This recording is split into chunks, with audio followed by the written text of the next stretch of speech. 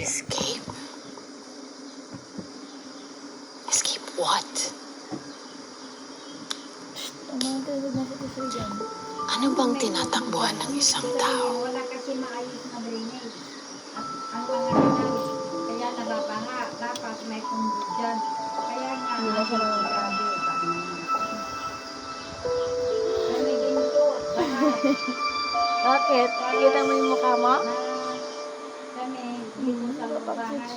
Sana po tumigil na ulan para wala na. Babanga. One, Sige lang, ano? two, wala pa. Di ba, ba't sinundo natin si nanay nun? Sundo na natin? Nay!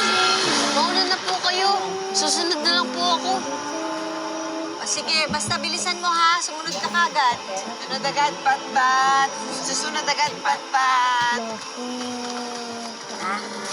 Gutom ka? Opo, nanay. Gutom na mat-mat. Luluto agad si nanay pagdating natin sa bahay. San pat-pat, nanay? Susunod